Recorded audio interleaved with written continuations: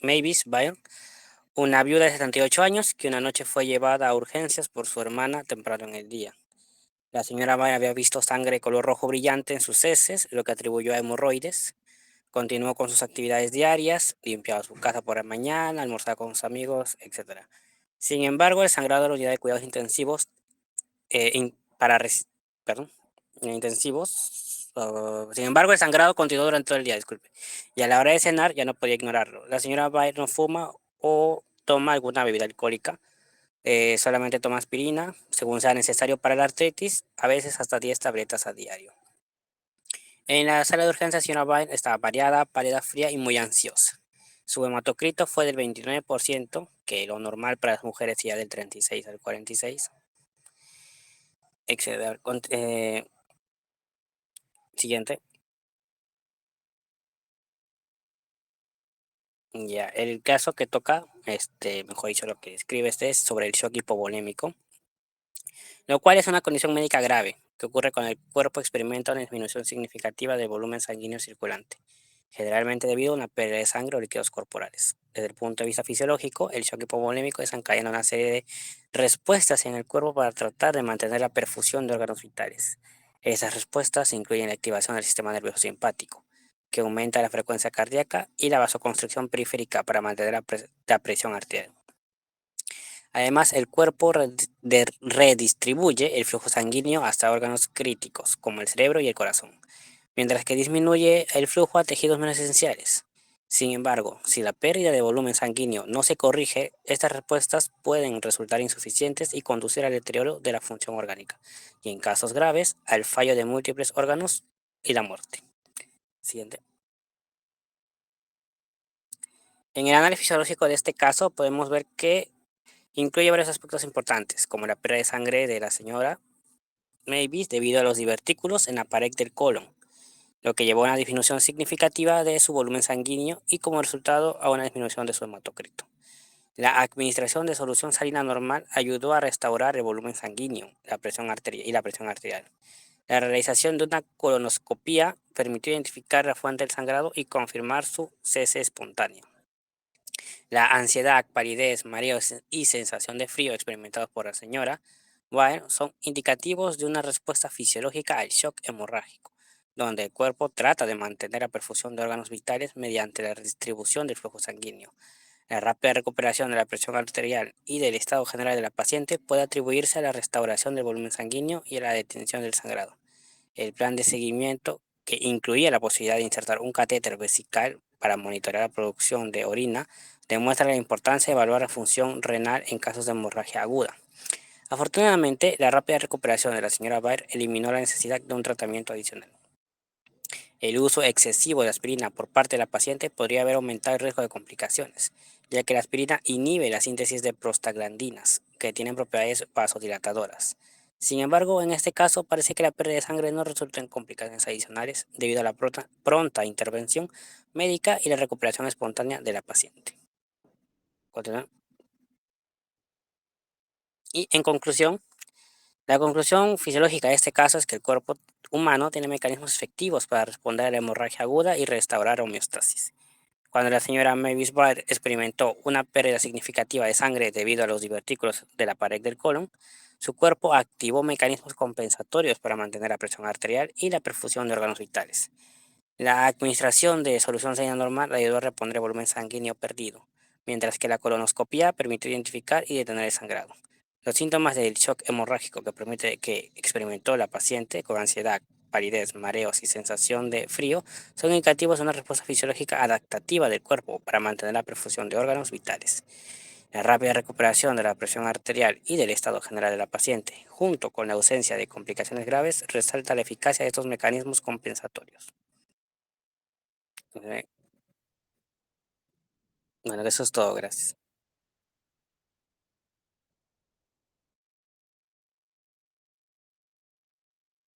Muy bien, entonces ustedes son el grupo 2, ¿no? Ya terminaron, ¿no? Sí, doctor, gracias. Ya, muy bien, evidencien entonces, manden sus evidencias, manden a mi WhatsApp, perdón, a mi correo electrónico, la foto que están enviando, el video, todas sus tareas, ¿sí? Ok, doctor. Mándame mi WhatsApp. Muy bien, siguiente grupo, delegada, ¿quién sigue? El grupo 3. Adelante, igualito, vamos a tomar foto.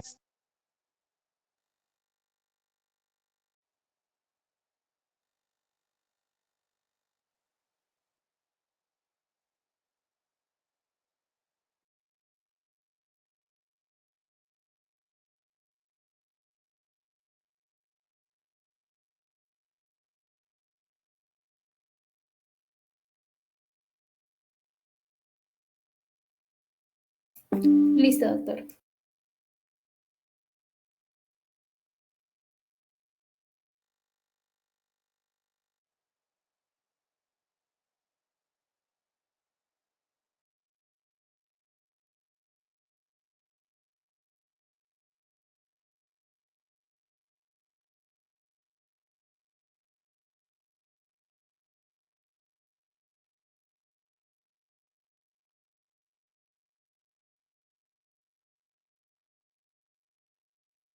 Ok, doctor. Vas a empezar con un informe de laboratorio. Y vamos a empezar con la introducción acerca de este tema. La introducción tenemos que la viscosidad se refiere al grosor o pegajosidad de un fluido. Cuanto más viscoso es un fluido, mayor es la resistencia a fluir. Por lo tanto, un flujo será más lento en una solución más viscosa. Un organismo en equilibrio hemostático tiene una composición de la sangre relativamente estable. Sin embargo, es útil examinar los efectos de la viscosidad de la sangre sobre el flujo sanguíneo para predecir lo que podría ocurrir en el sistema cardiovascular humano, que se produjeran desequilibrios hemostáticos, por ejemplo.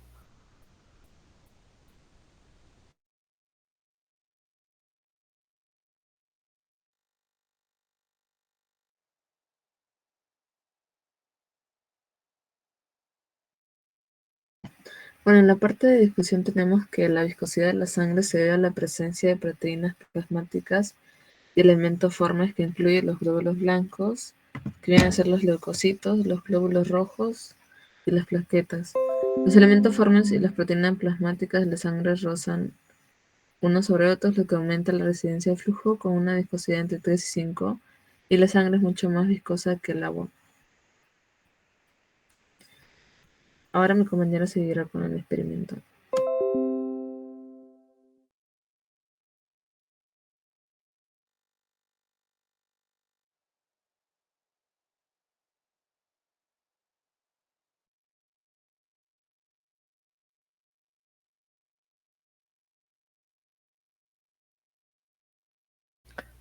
Ahora vamos a empezar con el experimento que primero que para que podamos estudiar el efecto de la viscosidad sobre el flujo sanguíneo, la presión, el radio y la longitud se mantendrán en las siguientes condiciones, tal y como podemos observar en la imagen de un poco más abajo.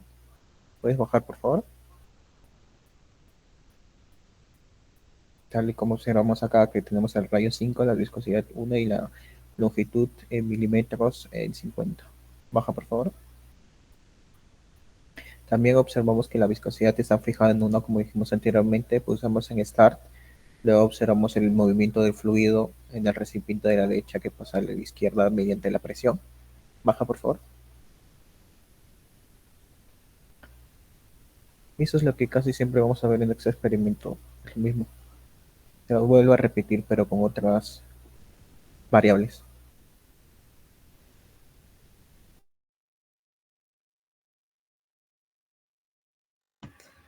Bueno, para llegar al final del informe de laboratorio, las conclusiones serían que en esta actividad se examinó los efectos de la viscosidad de la sangre sobre el flujo sanguíneo. En el experimento incluye 2 recipientes de cristal y un tubo que los conecta. Un ejemplo sería que puedes imaginar que el recipiente a la izquierda es tu corazón y el tubo es una arteria, y el recipiente a la derecha es un lugar de tu organismo, como por ejemplo tu órgano. Otra conclusión sería que un aumento en la viscosidad de la sangre lleva a una disminución en el flujo sanguíneo. Esto es crucial porque un flujo sanguíneo adecuado es esencial para el transporte eficiente de oxígeno, nutrientes y hormonas a diferentes partes del cuerpo, así como para la eliminación de dióxido de carbono y otros desechos metabólicos. Por último, a medida que la sangre se vuelve más viscosa, el corazón debe ejercer más fuerza para bombear la sangre a través de los vasos sanguíneos. Y bueno, esto puede resultar en un aumento de la carga de trabajo del corazón y eventualmente puede contribuir al desarrollo de condiciones como hipertensión arterial y enfermedad cardíaca.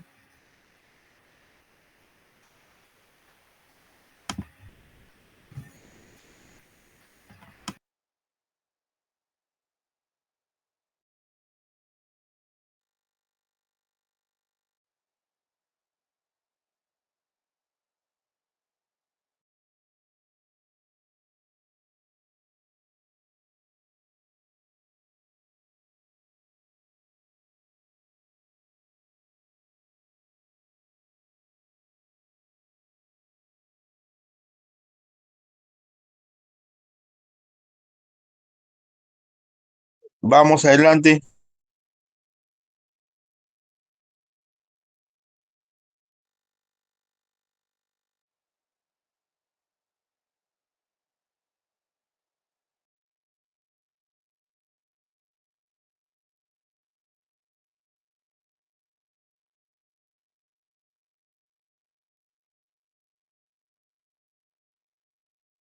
Hola, ¿no se escucha? Sí, doctor, está el caso clínico 14, número 14. Ya, tomen foto todos los integrantes. Adelante.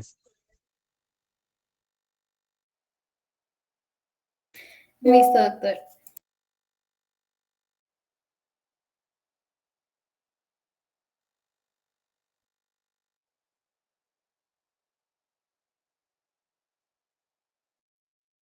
Bien, el primer caso clínico es de una mujer de 21 años que acude a su médico de atención primaria porque quiere comenzar un programa de ejercicios para bajar de peso.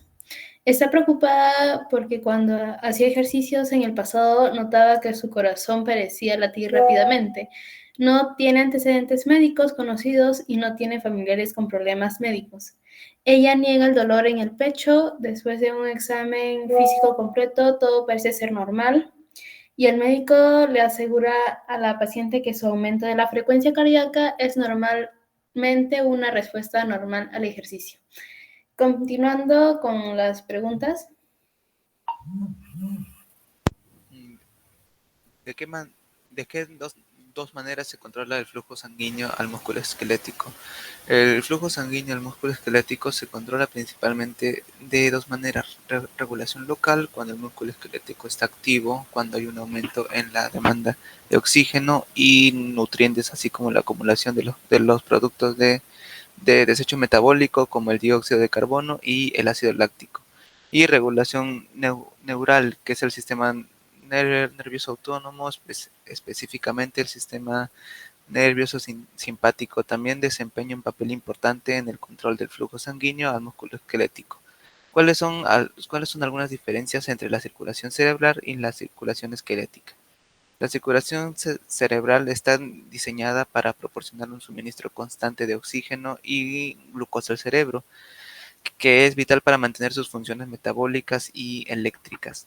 Por otro lado, la circulación esquelética está destinada a suministrar sangre a los músculos esqueléticos, principalmente durante la actividad física, para satisfacer las demandas metabólicas y energéticas asociadas con la contracción muscular.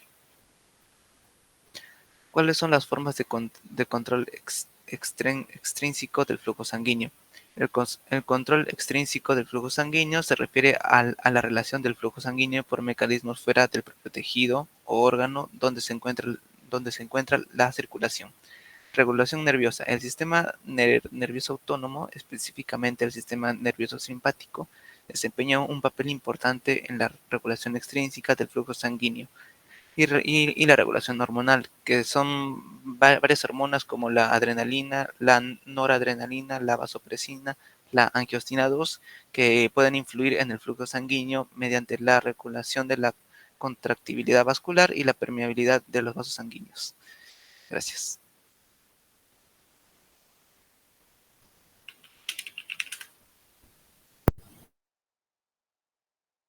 Muy bien, creo que ya terminaron el grupo. Siguiente grupo, por favor. Delegada, Sería el grupo 1. vamos, presente grupo 1.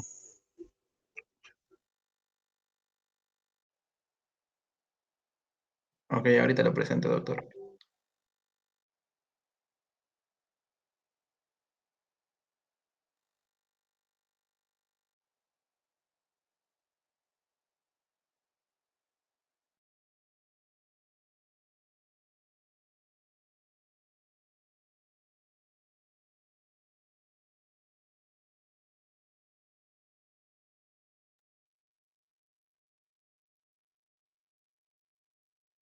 Que es el efecto que tiene la viscosidad en el fluido sanguíneo. Para empezar, la viscosidad principalmente es una de las propiedades físicas que tiene la sangre y la cual ofrece la resistencia al desplazarse. Ese es el rol que cumple esta viscosidad. Bueno, para empezar, vamos a iniciar el experimento. Tenemos aquí la longitud, viscosidad, el radio y el fluido que se desplaza. Y acá tenemos dos envases y vamos a empezar con las preguntas. ¿Qué efecto tiene al disminuir la viscosidad en el fluido sanguíneo? Y bueno, acá vamos por la C, que el fluido sanguíneo decrece cuando la viscosidad está al mínimo. Así que el experimento nos dice que los valores están normal y le demos a comenzar. Como pueden ver, el desplazamiento de la sangre muy rápido debido a que la viscosidad está en 1, en el valor más mínimo. Así que pasemos y guardemos los datos y reiniciemos.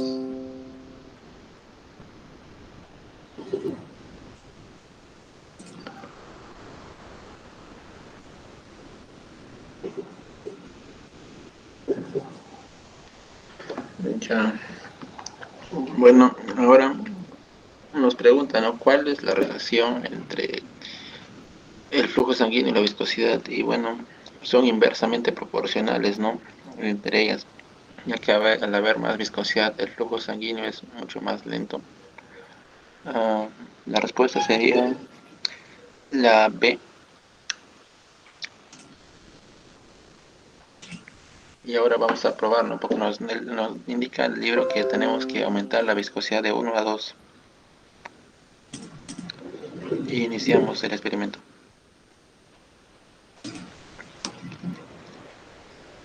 Y como podemos ver, ¿no?, que el flujo, lo que antes con una viscosidad de 1 era de 4,90, ahora es de 2,45, o sea que bajó. Guardamos datos y comparamos esos datos, ¿no?, en pool data.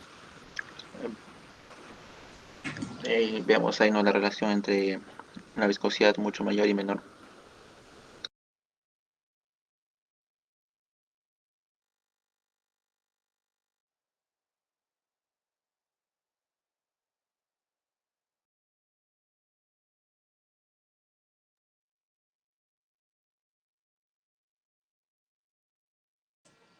Muy bien, por consiguiente, vamos a escudriñar un poco los resultados sobre el experimento que tuvimos. Bueno, acá lo que cambia, básicamente en el experimento, lo único que cambiamos fue la viscosidad de la sangre en sí. Así que la viscosidad tuvo gran impacto a la hora del flujo sanguíneo por milímetros por minuto, ¿no? Acá podemos ver en la tabla flujo sanguíneo, la radio, la viscosidad, la longitud y la presión, que es por milímetro por mercurio, ¿no? Y bueno, en la primera fila, la viscosidad está al valor mínimo, como se puede ver, en 1.0. Y el flujo sanguíneo, como vimos en el experimento, fue de una manera muy rápida, ya que debido a la cantidad menos de eritrocitos, glóbulos rojos, como quieran llamarlo, fue muy rápido el paso de la sangre, 490.6 milímetros por minuto. Pero cuando elevamos la viscosidad a 2, digamos que por alguna ocasión los eritrocitos, glóbulos rojos se elevan y eso aumenta también la viscosidad de la sangre. Y el flujo sanguíneo fue más lento, como podemos ver acá, en la primera columna, donde está la viscosidad 2.0. El flujo sanguíneo fue de 245.3 milímetros por minuto. Eso fue lo que pudimos rescatar al cambiar la viscosidad. Muy importante en el fluido sanguíneo que pasa en nuestro cuerpo.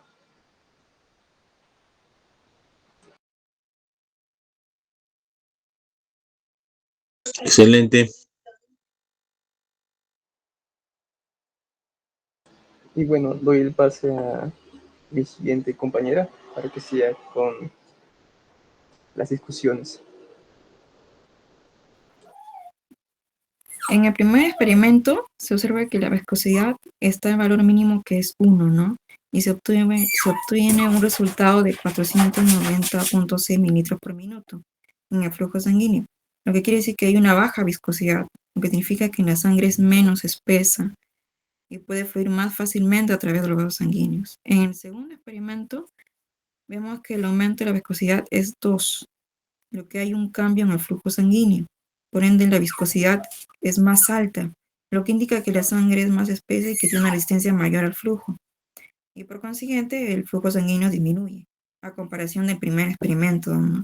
Donde la viscosidad era menor. Ahora de pase a mi compañera Melody.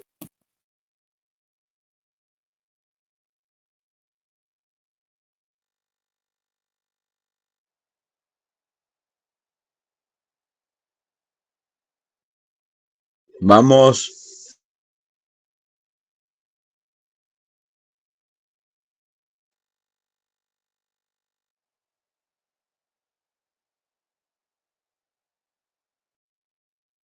Hola.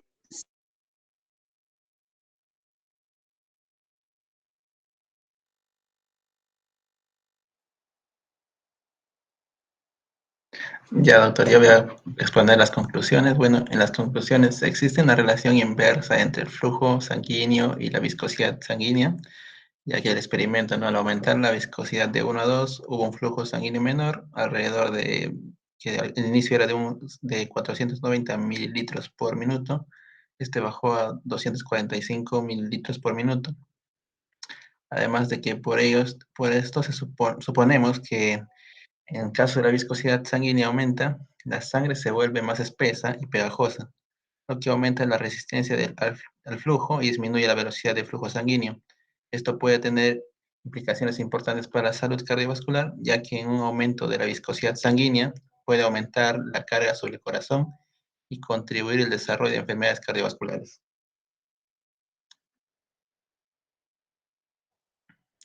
Ahora vamos a pasar para los casos clínicos.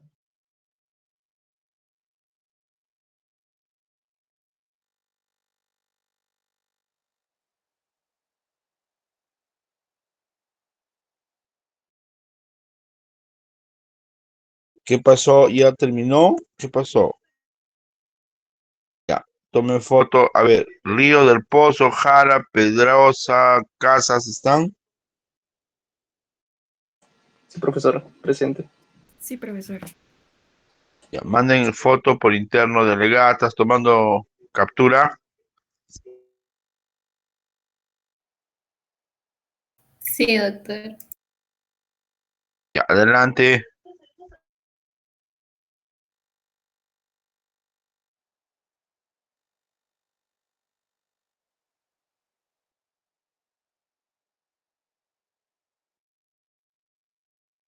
Audio.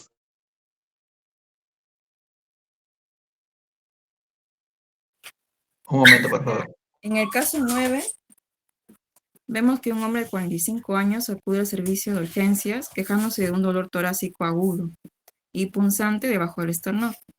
El paciente está ansioso y sus capacidades cognitivas están ligeramente deterioradas. El dolor se alivia sentándose erguido, ¿no? Tiene tos seca y se está recuperando de una infección del tracto respiratorio superior. Siguiente diapositiva. Vemos que tiene tiene una presión arterial, lo cual quiere decir que tiene bajas presiones, llenando que significa que está llevando el ventrículo que puede verse afectado por una compresión externa bajo la presión relativamente baja, ¿no? El corazón se encuentra dentro de un pericardio fibroso con entre 20 y 50 mililitros de líquido en el espacio pericárdico.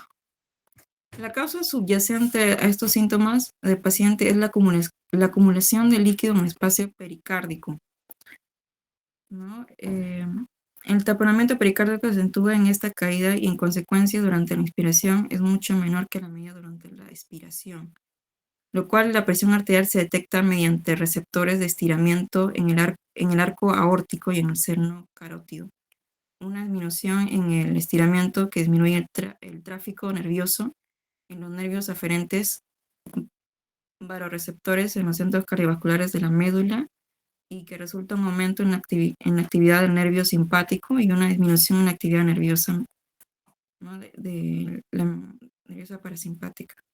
Siguiente diapositiva.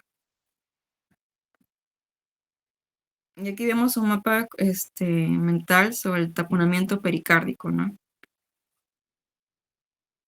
Siguiente. Definición de la presión arterial. Quiere decir que es la fuerza ejercida por la sangre contra las paredes de las arterias, mientras esta bombea por el corazón y circula por el sistema circulatorio, que se mide por milímetros de mercurio. Y se expresa mediante dos valores, que es la presión sistólica, que es la presión en las arterias cuando el corazón se contrae y bombea sangre hacia el corazón, y la presión diastólica, que es la presión en las arterias cuando el corazón está en reposo entre latidos. Siguiente.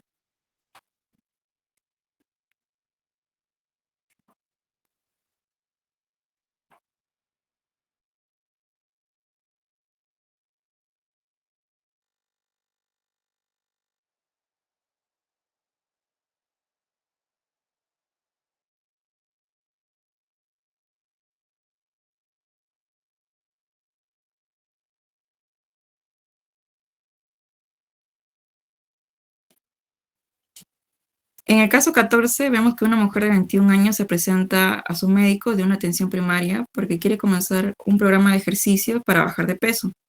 Ella está preocupada porque cuando hacía ejercicios en el pasado se dio cuenta que su corazón parecía salir con rapidez. Ella no tiene antecedentes médicos conocidos y no tiene familiares con problemas médicos. Ella niega tener un dolor en el pecho. Después de un examen físico exhaustivo, todo parece ser normal y el médico le asegura que la paciente tiene un aumento en su frecuencia cardíaca, que es probable una respuesta normal al ejercicio. Siguiente diapositiva.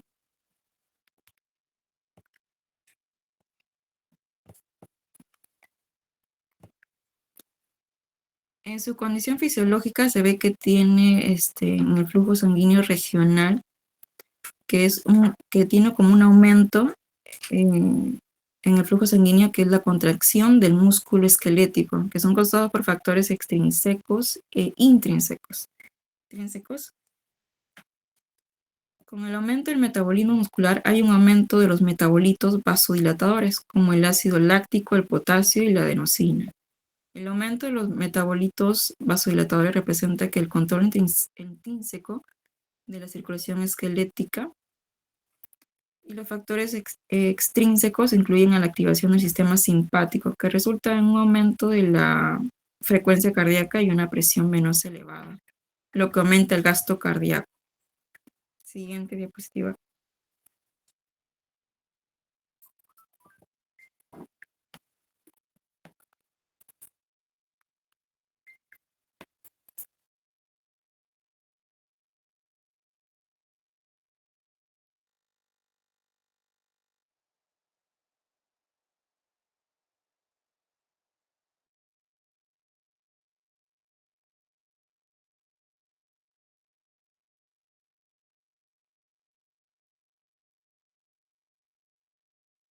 No se nota, no se escucha.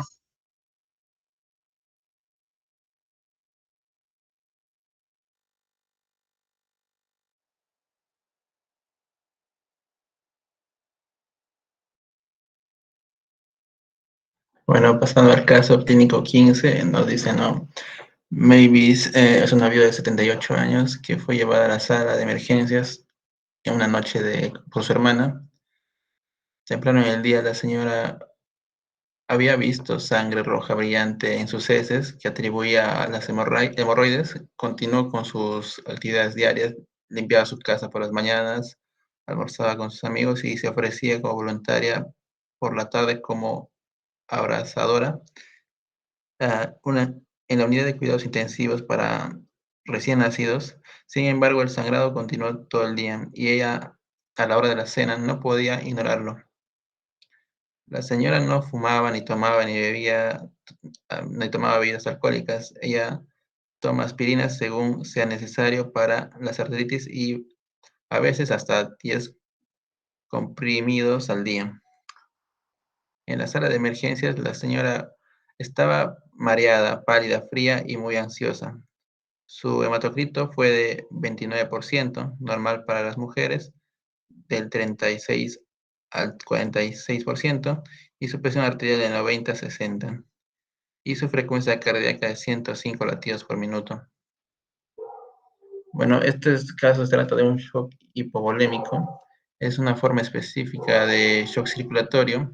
Eh, es un término al que se refiere a una situación en la cual el flujo sanguíneo no está adecuado para satisfacer, ¿no?, las necesidades metabólicas del cuerpo. Una de las causas más comunes del shock ocurre cuando hay una disminución significativa en el volumen sanguíneo circulante en el cuerpo, lo que resulta una disminución del flujo sanguíneo hacia los órganos y tejidos. Las preguntas que nos hacen: ¿cuáles son la definición de choque circulatorio? ¿Cuáles son las principales causas? Se trata de un estado en el que el flujo sanguíneo y la entrada de oxígeno a los tejidos son insuficientes, ¿no?, para mantener las funciones, una función adecuada. Después de la pérdida de sangre gastrointestinal, ¿qué secuencia o evento condujo a la disminución arterial de la señora Virne? Después de la pérdida de sangre gastrointestinal, se dio la reducción del volumen sanguíneo y disminución del retorno venoso, el gasto cardíaco y la compresión neurohumoral para mantener la perfusión tisular. ¿Por qué la presión arterial es más baja en la posición acostada? Porque en posición acostada hay menos resistencia, ¿no?, para la sangre, para que ésta retorne al corazón desde las extremidades inferiores, lo que puede llevar a una redistribución del volumen sanguíneo y a una distribución de recarga cardíaca. La frecuencia cardíaca de la señora era elevada, 105 latidos por minuto, cuando estaba de cúbito supino. ¿Por qué? ¿Por qué la frecuencia cardíaca era aún más elevada, 135, cuando esta estaba erguida?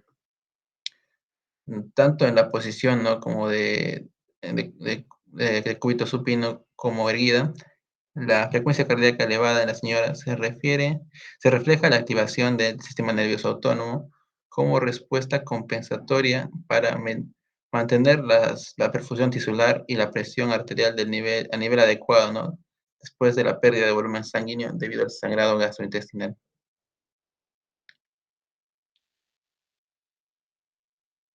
Y este sería, ¿no?, el mapa conceptual del shock hipovolémico. Las causas son las hemorragias, los traumatismos, las quemaduras, la deshidratación. Las manifestaciones clínicas son la taquicardia, la hipotensión, la taquipnea. Y eso sería todo, doctor. Gracias.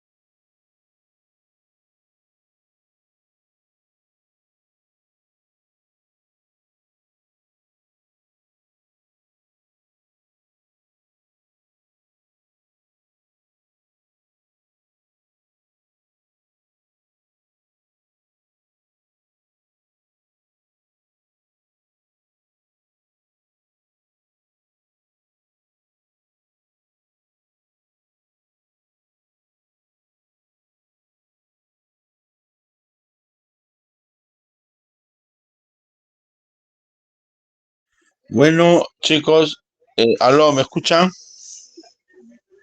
Sí, doctor. Ya, muy bien. Entonces, pasamos todas las evidencias que han enviado.